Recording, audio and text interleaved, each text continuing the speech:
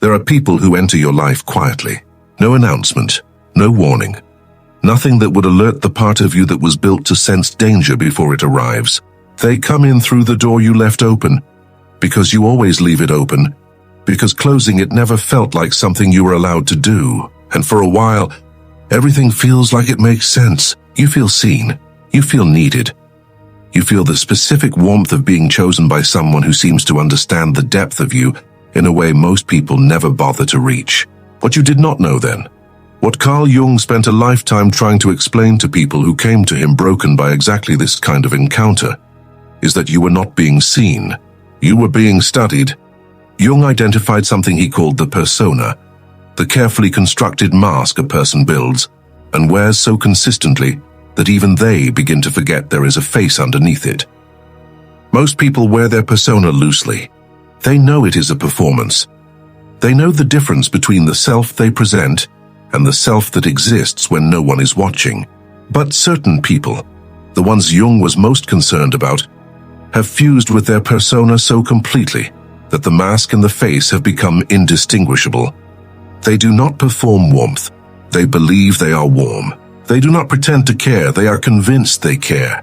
And yet, something behind the performance is always calculating, always measuring, always asking the one question that drives every interaction they have with another human being.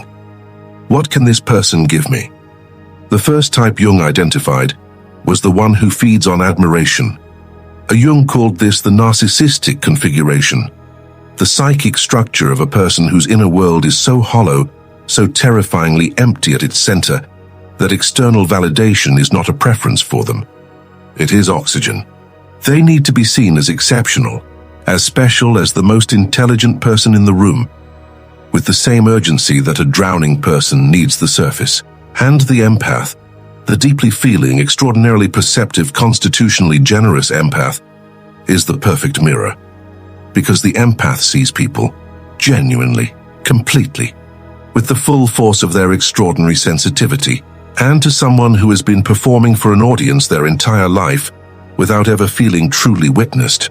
Being seen by an empath is the closest thing to salvation they have ever experienced. They do not love you for you. They love you for what your perception does to the unbearable emptiness inside them. And the moment you stop reflecting them perfectly, the moment your own needs take up space in the room, the warmth disappears, not gradually, not with explanation, as if it was never there, because it never was. The second type is the one who feeds on your stability. Jung described this as the regressive personality, the individual who, rather than moving toward individuation, toward the terrifying and necessary work of becoming a complete self, moves backward. Toward dependence, toward the comfort of someone else carrying what they refuse to carry themselves. They are drawn to the empath not despite the empath's strength, but because of it. They can feel it, the solidity, the groundedness, the specific quality of presence that the empath carries into every room they enter. And they reach for it. The way someone who cannot swim reaches for anything floating, reasonable at first, understandable even, until you realize you have been treading water for both of you, for longer than you can clearly remember, and they have never once asked if you are tired. The third type is the one Jung found most psychologically complex, the one who does not take from you through obvious demand or visible dependency, the one who takes through guilt. Jung called the mechanism projection, the unconscious process by which a person deposits into another person the qualities they cannot tolerate in themselves. The guilt projector has a shadow so dense, so unexamined, so aggressively denied that they have developed an extraordinary ability to externalize it. They do not feel selfish, you are selfish. They do not feel cruel, you are cruel. They do not feel inadequate, you have made them feel inadequate. And the empath, whose first instinct is always to ask, what did I do? What could I have done differently? Where did I fail this person? Receives the projection without question, takes it in, examines it, carries it, as if it were their own, for years sometimes, until the weight of someone else's unexamined shadow has become so embedded in the empath's nervous system that they can no longer tell the difference between who they actually are and who the projector convinced them they were. The fourth type is the most dangerous, not because they are the most aggressive, because they are the most invisible. Jung described this archetype as the psychic vampire, a term he used not metaphorically but clinically, the individual who, through no conscious malice, drains the emotional and psychological resource of anyone who remains close to them long enough. They are not cruel, they are simply incapable of reciprocity, incapable of genuine presence in another person's pain, incapable of the specific interior generosity that connection requires from both people for it to be real. And they gravitate toward the empath, because the empath gives without requiring the other person to be capable, because the empath loves what people could be, not only what they are, because the empath has an extraordinary and sometimes devastating capacity to stay, long past the point when staying serves anyone, including themselves. Jung said that every encounter with these four types, if it is survived and examined with honesty, functions as what he called a catalyst. Not an accident, not bad luck, not the consequence of being too naive or too trusting or too open in a world that does not deserve it. A catalyst, the specific psychological event that initiates the most important process in the human psyche, individuation.